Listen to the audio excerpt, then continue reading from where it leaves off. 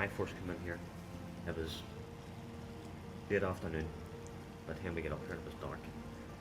And when you walk up at their yard, all the lights, all the sales lights all on, people looking out the windows. And you're walking in here, very, very intimidating environment. Very, very intimidating environment. But the good thing about it was when you get onto the wing, the boys all around you, like everybody made you be Pretty relaxed. Oh, wow. As soon as you get in, you were alright. Even though you get put into a canteen because it was over lock-up. Yeah. About 4:30 or 5 o'clock, tea time lock-up, so you were put in the canteen. And it wasn't until after that you gotta know whatever cell you were going to. Yeah. You didn't even know what cell you were going to. I remember the first time whenever I came in there. Big Basil Hardy from Ardoyne. When I walked in, all the boys were standing at the grill. One, you're on the R wing here. One of the boys grabbed my bag, straight down into the cell. You were saying there, it was the uncertainty of what lay ahead and without fucking. So you were tense, like. Look at this place, man.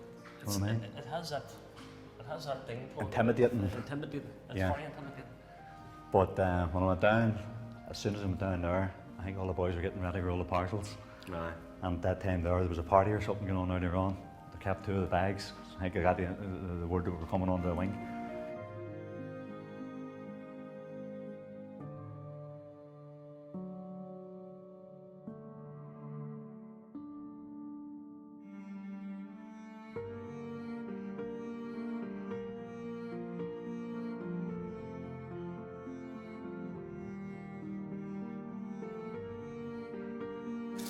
But We had something like that. yeah, there was good memories and bad memories, like one there. That was alright. You had your ups and downs, like, Yeah. it's like everything. Yeah. But everybody tried their best to. Well, the comedy shape at that time was good. You had people looking out for people there who would have It been, was alright. It was alright. as would you say, getting heavy whack. Oh, maybe you didn't have any Yeah. whack because you need help. Yeah. So there's always help. There's always help there. But the camaraderie thing that was in here was brilliant. Yeah. It was absolutely brilliant. And it's for talk's sake at Christmas, one of the way we Yeah. did Christmas. The competitions with the snooker and everything else. He would have been the main player for all the drawings come up to Christmas. Remember all the cartoons and all the Christmas Santa and that there? And you got the R ones there, getting on and painting over the top of something else and having coming over starting murder over it. But it's unbelievable now to sit back and look at it now. Many a year we've been waking up every morning in this place. Yeah. And when we first came here, when you first came here, that grill was locked. Yeah. That's right, you weren't allowed in, there was control movement. Control movement there, that grill was locked and that grill was locked. Yeah. And every time you walked in or out of here, you had to get the screw to open it. Yeah. Now it broke down about 88 or something like that, I think I stopped. That's right, yeah, I had You the, pulled that grill went behind the R grill then. there was a lot of conditioning taking place at that particular time, where the boys going around, constantly people in there to get the screw to open the grill. You constantly were It was to break down the barriers, yeah.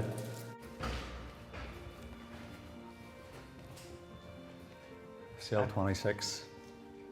Aye, so That's where the education took place, or the discussions. this is our. Many debates on in there. I used to love coming in here with a laptop. The reading. No, like fat. The card game. Yeah, You call it fat. I used to love coming in here. yeah. 3 or 4 there. All the books used to be out up there. And then I remember they introduced the you could stay in the big cell. Yeah, 3 or 4 that's right, TV that's right. The bunks, all night. You Aye. could stay in all night. the bunks. When they introduced that, it was good. It was a bit of crack. Yeah, that's Addy cell. It's Some heavy debates, heavy debates. some heavy debates. Some heavy debates. Yeah, Good times, bad times. Yeah. The, I mean, it's something that, yeah.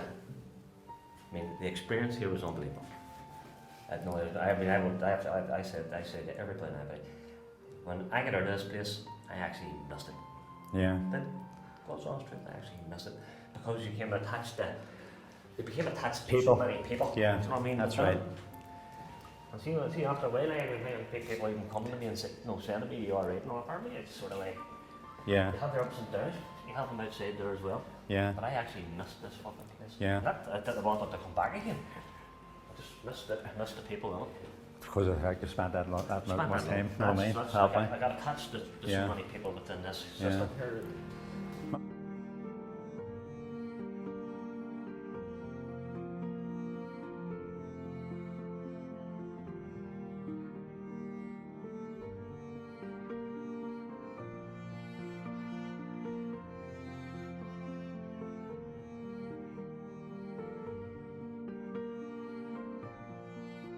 remember the ferry start? That's the way the yards before the turnstile started.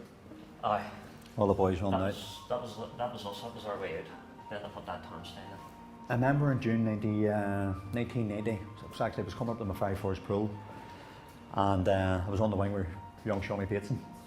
Remember Shawnee? Aye, that's right. And I was early that morning. I had a visit, and Shawnee had a visit, and we were coming down, and he came up with the pair of jeans over his arm, and he says to me, "Cripple, do me a wee favour with your name, we'll call for a visit there." And I say, "Shawnee, bowl of cornflakes, I've got a visit myself." But on the way, the rule up in the mouth he says, "Right, next time you ask me for something," he says, "that'll be the same answer," he says, "and you get the same reply." He says, "Right, no problem." But I remember coming down, he went in the search team. Remember they used to shoot out the search teams in? Aye. I think it was young McCallion was doing OC of the wing at that time, or the representative of the wing, and Beckenham was on the wing at that time. And I remember after the search team came in, all the boys was all pushed out in the yard at that time. We used to give about 15 minutes to get yourself sorted out and back out in the yard. Yeah. Way the yard. That day it was running out. My visit was for the afternoon, but I remember I was going out for a run, and I was running around the yard, and young McCallion had called a meeting into the corner, and he says, "Listen, it's after about 15 minutes, the screws were in the wing doing the searching." At that time there, I was running on round, and nobody likes to get stopped whenever you're jogging, you know what I mean, to break your cycle. And Brick was standing where young McCallion, he said about Shawnee, he says, "Listen, the search teams, I was well know the search teams there," he says, "but Shawnee's only after collapsing on the landing there." But I remember running on, I says, "No, for fuck's sake, had Shawnee only taken one of them panic attacks where he's got an asthma attack." And Brick called us over, he says, "Listen," he says, "he's very serious at that time." But never forget the atmosphere on the wing at that time. When it was about 10 minutes after, 15 minutes after the screws had left the wing, the OC came out and turned and says, "Listen, the search team's away." And whenever we heard the search team was away, we knew there was something really serious going on at that time. But I remember walking up with that, just by the time I got my bottom up into the top of the wing, young McCallion got back in again. I think everybody just knew the expression on his face that something had happened. He says Shawnee's wanted to pass away. But Shawnee was not kind, he was very sincere, like, you know what I mean? I wasn't on the same wing. Yeah. I was on the wing across. Yeah. You were on the wing with them. I wasn't on the wing. I was on the wing. I stood across them. But it's that shockwaves just threw all of us as prisoners, because we then realised that Shawnee had died. But then it's that shockwaves. But I remember 7th of June, I think it was 1980, whenever he had died, because I knew his aunt whenever after I got out my very first pro, and actually had the big blue mugs we had, and Shawnee's name was on. Everybody used to scrape our names on the cup. But I remember I grabbed that as a wee souvenir. But I remember I brought it up until Josephine would be his aunt. And whenever I got out with all my stuff, I remember going around telling her, saying that was Shawnee's, where's your nephew's cup? But she got very emotional, very sentimental over it, you know, that sort of thing. But some sad times too, like, wasn't there going to be a thing back on, like, things like that there? Everybody has their own wee things, their own wee memories and stuff like that. Yeah. And how they were.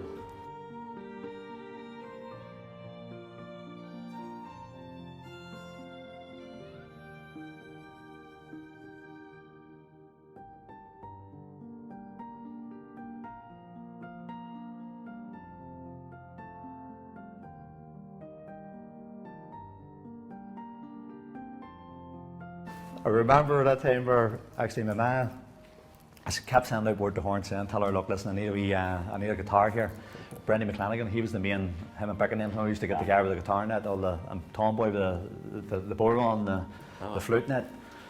And next thing I remember my man saying, I says, "Look, yeah, Johnny was on the wing," and I says, "Look, Johnny, his brother a second hand shop or something down in Smithfield at that time." I says, "Johnny, does a wee favour, ask your brother what he'd up for a wee guitar, second hand job, just something for to learn the guitar." And I sent my man down to fucking Smithfield, and she came back up and says, "Lift your guitar in." I'll never forget it. Remember all the parcels used to be left atop the wing, the brown bags? Yeah. And one of the boys, I really bummed about this guitar. You didn't know. No, but I bummed about it, but I was told that I had a great guitar coming in. And I remember whenever I went up, and the boys were turning and says, "That's the parcels in." And Marty, I'll never forget it here. It was one of the most embarrassing times of my life. I went up and was duking out to see, make sure none of the boys was about, and I went up on the top of the grills. And I seen this thing here, it was only about that size. I grabbed my parcel, I grabbed the guitar and run down, the fucking guitar went under the bed. But there's a couple of boys knew it was a thing, next thing they all went down. I says, "Crap, did you get your guitar?" Well, that fucker McClanagan, he knew, he already wired all the boys up. And all, the next thing I looked down, about 24 of the boys all standing around the cell. "Crap, let's see a guitar there." Pulled it out. That was an old one. An old one. That's right, the old one. But I remember fucking said to my man, "What did you fucking stand up that guitar there for?" He said, "You says you wanted a second hand one." But I remember after, it was about 5 weeks or something after that there, I should send him one. Back his visit. I came up, he says, "I left you on a guitar there." He says, "Brand new. It's only out of catalogue." And that's whenever you come down. You were only sentenced that time. It was a good guitar. Actually, it was Yamaha. I was getting out 1991. Actually, you were only a few years into your life sentence that time. You were only coming down a couple of years. I was only into mine. On your way out. That's right. I remember walking in the cell day before thing. I was contemplating. There was no bit of sentimental value with the guitar, and it says, remember I walked in there and it says, "Marty, here you are. There's a guitar. If I ever come back to jail again, that's my guitar." That's your guitar. And what you do? 7 years later, I'm back in again, and you hand there's your guitar back again. But funny enough, here I just gave that guitar away about 4 or 5 weeks ago. The young lad there, he lost a father in it there, and he wanted to take up the guitar with him, but he used to play every Thursday night the LED music down one of the pubs. The root bit. But I told him there's now a bit of history in the guitar there, so he turned around and says, "Right, no problem." So I think that gives him more to hold on to, like, you know what I mean? Yeah, to get used to it, like.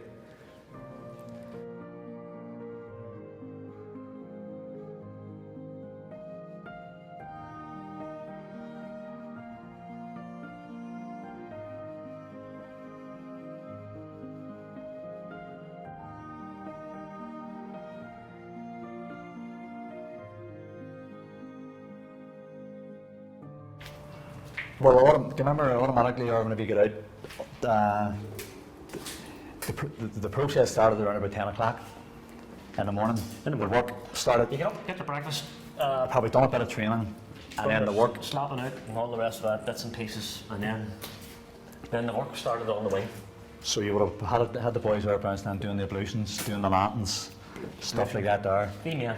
I worked out about Themia and the ablutions. Yeah, and you had two in the lanterns, you had one brushing and the other one coming along with the polish. That way. And remember thoroughly, the ablutions had to be scrubbed out constantly, all the time, with the bins getting washed and the... 2 men in the canteen. Yeah. 2 men to clean the canteen. The gym would have been cleaned by the lantern men. Yeah. Big cell would have been done by a lantern men as well. Suppose there too, it's all put down to all good structure. It was very well organised. That way. Very well, it was a very good system. And it looked after people who needed looked after. Yeah. Because it seemed no matter what, there was always somebody who was a wee bit less off than the rest. Could you picture coming out of one winger and back on the wing like this here now, the boys? Oh dear. Same what's around them now. But I remember one time there with the way the OCs always change over every 6 months. Aye. Well, they didn't like to call them OCs, like to call them wing representatives. Aye. So it was one time I remember Tomboy Dowden. Tomboy recommended at this time here the whole thing had set up in the wing about who was going to take over the next wing representative. And Big Jazz and wee Teapot was on the wing, and Tomboy. But I remember Bick was on the far side, and Bick came over and turned around and says that Tomboy, that he recommended, remember this time here, it was totally unacceptable to lift your hand to another member of the community unless it was football or something like that there. Yeah, that's right. I hated the moment it was accepted, but it was totally unacceptable to lift your hand to another person, which was a good thing there too, because it was good comradeship and things like that there. But I remember one particular incident there too, where Bick had recommended that Tomboy be the next wing representative. And I think we had the football was called for that afternoon. And we went down into the football pitch, and I remember wee Teapot, he was actually doing goals, or he was doing goalkeeper, and Tomboy was doing goalkeeper on the opposite side. And I remember this time here, it was halfway through the match morning, and Jasmine Khan had run down, and there was a tackle between Teapot, and whenever they went in to score a goal, wee Teapot run out, but the two of them clashed. But it came into an argument. Fisticuffs, and I remember looking around, and Tomboy Loudon run from the top of the pitch straight down and try to throw one, because of the fact Jazz was about 6 foot and Lee Teapot was only that size, but he was ignorant of the fact he didn't know what happened to the tackle and all that there. He only seen the wheel of wee Teapot. But I remember Bick tried to jump in to separate the issue, and next thing he looked around, Vic ended up with throwing, I think it was about four stitches under the eye. He got The clapped. blood and the PT had run over, and what's happening here, everybody gathered around. Everybody thought it was going to be a big free-for-all. But I remember everybody laughed about it after we went back onto the wing. And the moral of the story was there that Vic had recommended that Tomboy was a good person for putting things across and stuff like that there, and to keep the wing under the discipline there, you know. But it was laughable. He ended up smacking, like throwing a dig, and ended up whacking Vic in the eye. But I will say, the only place I ever seen fighting was in the football pitch. I've never seen anybody lift their hand Never seen a round to another person in the wing. fight in the wing. In fact, if anything, it would have been the opposite. Knowing you know, people looking out for people, caring and stuff like that. There, even anybody had bad visits or anything to get there, they're going back. Yeah. And I mean, even both sides are. You know what I mean? You had people that had their grievances, political grievances and stuff like that there because of the fact different organisations and that. But at the same time, you have to give that bit of respect there too. Until everybody was on the wing, they were all one community, like, you know what I mean? It worked that way anyway because of the system we had on the wings. Yeah. You may have had a few personality clashes, but at the same time, that was kept to yourselves. It wasn't like you brought on the wing. And even in the football pitch, I remember there, you never had a personality clash in the football pitch. You didn't bring it back onto the wing. You know what I mean? Like it stayed in the wing. That's right. It stayed in the again, you've been bits and pieces of it, but it usually stayed out in the pitch. Yeah.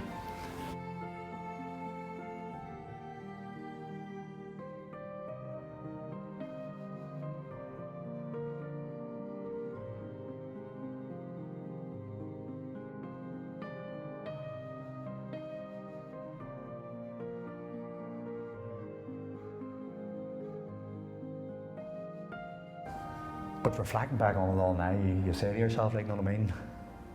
And again, some people hold the opinion there too, the way things have turned out. What was it for?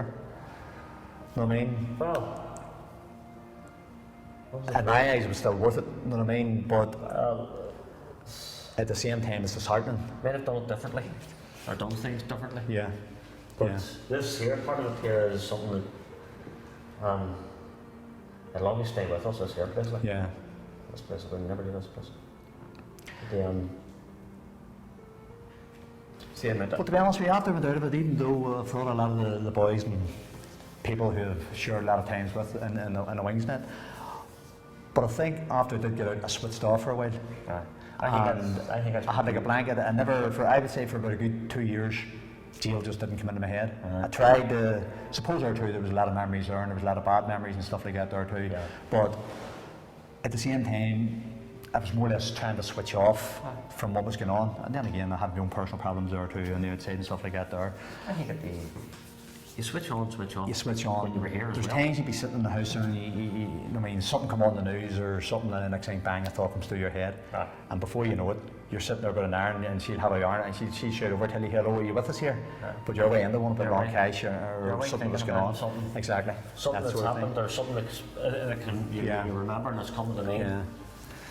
But I think see the long up that lawn. I remember all the tables, the boys out doing handicrafts. Yeah. Because the sails were getting destroyed, like the dust in the sails. So the tables were out on the lawn, and the boys be all hammering away like hell. Harps, crosses, the heat, all the wee cottages. Remember the wee cottages was the main thing at the one time. Remember, we used to put the pressure on you to go down to the harp for the harps. And a nice way it says, Marty, I have something for you here in another week. I just had a wee touch for the handicrafts. But I learned all that in Port you see. Yeah, that's right. I learned all the handicrafts in Port made all the stuff there. But you had all most of the tools there. Huh? You had all the tools there down in Port you had all the tools in Port You had a workshop in Port Here you improvised. Improvised your own tools. I mean, you improvised your own tools. A Stanley blade. Anything at all. A nail sharpened down the chisel. You had to make it yourself. Yeah.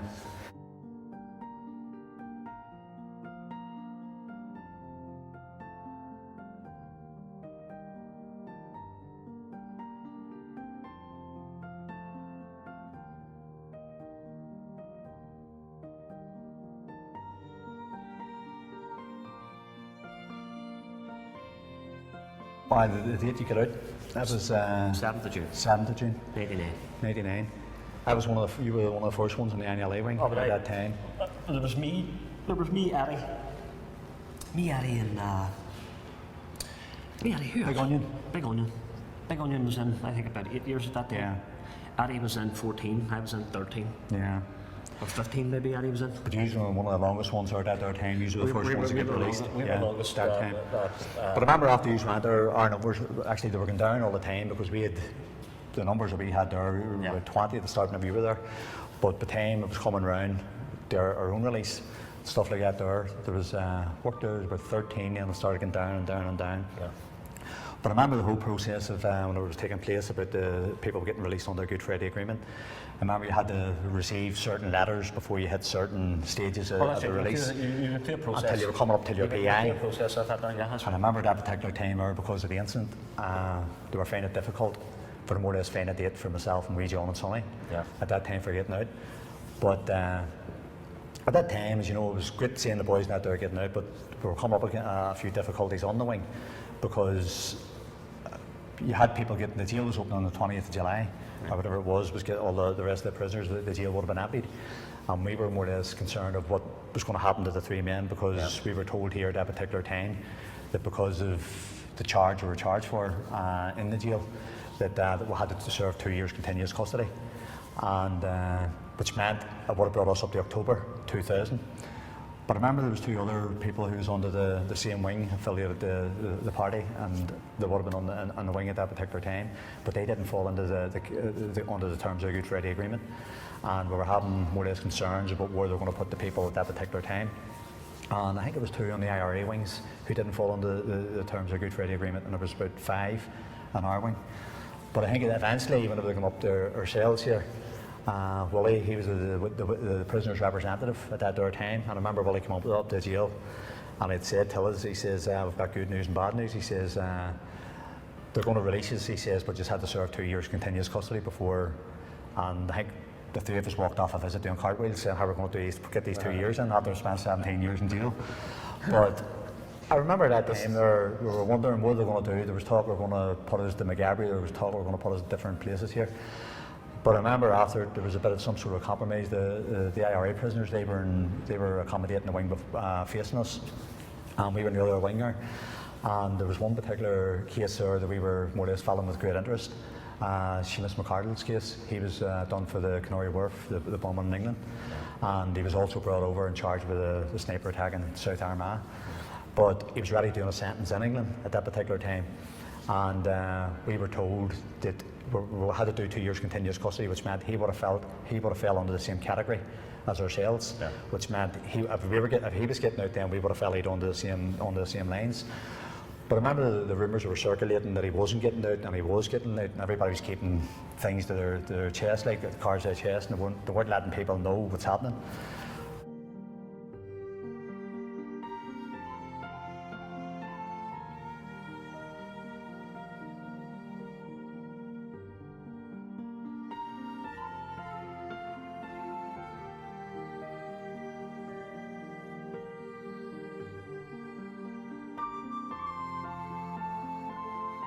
But I remember me, John and Sonny went out to see the governor at that time, and we asked him, what's the chances here, what's happening? We want to know what's happening here, because of the fact we hear the rumours are circulating that Seamus McCardle's getting out, but he did tell us that he can't speak for Seamus McCardle and at that particular time. And when we asked him, well, what about ourselves? Where do we fall when it comes up to the releasing of the prisoners?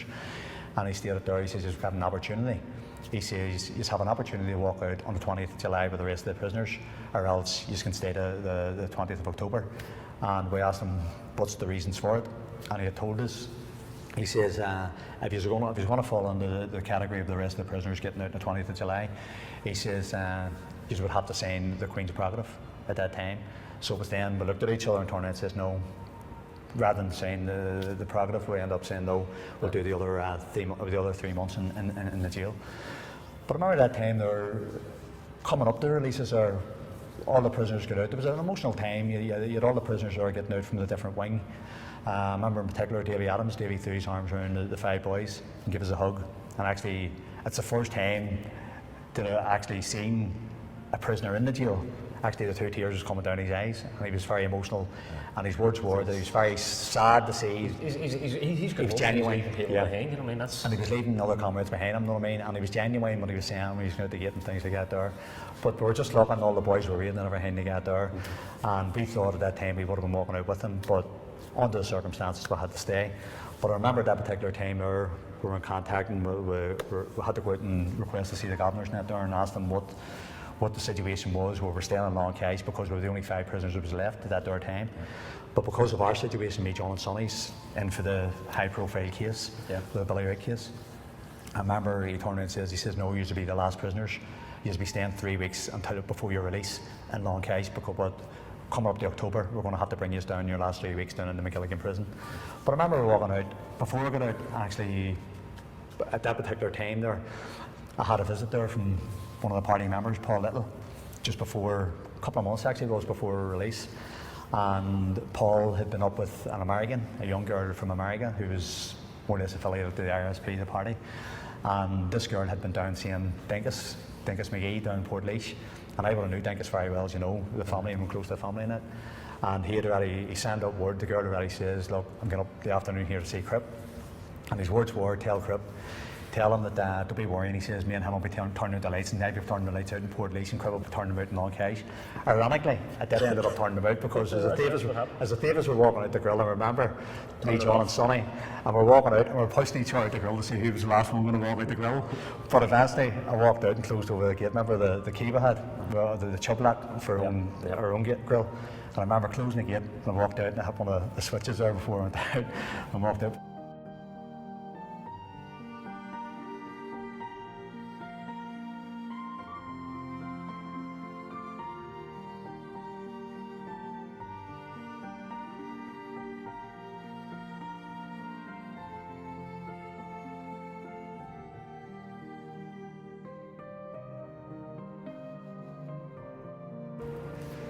There was mixed emotions, you know what I mean? At that time, you were happy that everybody was being released out of the jail, but at the same time, thinking back on it now, and even then, when we were looking in, we turned the news on, and it showed you Fleisch McVeigh. I think Fleisch was the OC of the IRA prisoners at that particular time, and I think Jerry Kelly was the prisoner's representative that belonged to Sinn Féin at that time. And I remember they issued a statement outside the jail and said that the last prisoner, the last Republican prisoners, has been released from Long Kesh. But as I was saying, there was mixed emotions at that particular time. They were trying to black out the issue that there was still other Republicans left in Long Kesh, but I think that they wanted to try and make it out at that particular time that they were the ones, the only last Republican prisoners that left the jail. They just didn't declare that there was. They didn't declare there was another 3. You could put it down that they wanted to be the last people to walk out of Long Kesh, but at the end of the day, in reality, the last people to walk out of Long Kesh was 3 INlA men. You know what I mean? And officially, it's on the books that the 3 men walked out. But I remember we were walking, when we got out and got into the van and all that there and brought down to McGilligan. And the plan was there, the agreement was with the governor, says that we're going to go down to McGilligan, we'll be placed in a solitary confinement unit. But we thought right away, had reflecting back on McGabry, that it was going to be the same conditions and stuff like that there. But it wasn't. What they done was that divided the PSU down in McGilligan, put a petition, steel petition across the wall, and there's 3 or 4 cells in the unit, so we more or less had the same conditions. There were more than this. Sadly, there was 2 of the other boys that came down with us. 2 of the other IRSP prisoners was on the wing with us, Big Geordie and Wee Bean, and they were told there that David had to be brought up and put into the other wings at that time. But the reason why they brought us down and put us down in between the 2 grills with the solitary confinement, because of the fact their profile, that they were more or less saying that their excuse was that because of the fact they didn't want any trouble, they didn't want any atmospheres brought into the jail or anything to get there. So sadly, the other 2 boys they separated from ourselves there, you know what I mean? And that's the other thing, or the hugs and the thing before we left the reception, you know what I mean? And sometimes when I stand here now, you can still hear the echoes or the screws or shouting. C&D. The keys, the jingles of the keys would be the main thing. You hear the jingle of the keys. And when I get out, I was after about 4 or 5 weeks. Don't get me wrong with it. You know, my own personal experience of being out, taking into consideration with the whole security aspects and everything like that, because you got out the high-profile prisoner, and at that particular time, I found it very, very difficult at that time, because when I did get out, I went into a normal environment outside, right? things had changed. They got married, there was a chain in the house and stuff like that there. Because of my situation, my own security situation, I found it very, very strange because it was going into an environment then where you had to put grills on your stairs and stuff like that there, and you were, no matter what, if a child had been going to the door to open the door, you were saying, hold on, Julie, is the door locked? And stuff like that. But well did I know, it only took me a while after that there, that well did I know that was having an effect on the people who I was living with. I mean, the child and the wife in it. Yeah. Because every time you say, it just became habit to me. Make sure the door's locked, you know what I mean? And make sure, you know what I mean? But trying to cope, and I don't know, because of my own situation, because of getting out and trying to adapt into society, getting out to work around a hand again, I felt there was a big fear at that particular time that more or less because of my situation that there's no way you're going to be able to settle down here, you know what I mean?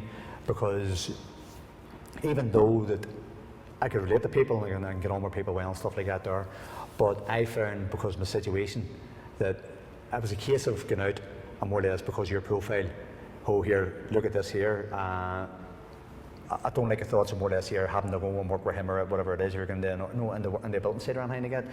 But it was all those type of things that are trying to cope, and even my family and that, there was a lot of fear there then there too. But that's how I turn around and say you don't, I mean, you still look over your shoulder, you know what I mean, you still take precautions, but I wouldn't be over highly, you know what I mean, fucking, I'm not saying I'm not worried about the situation, but you could end up fucking, it just takes one person or whatever it is, like, because you're, I know how easy it is. You know what I mean, that way, like.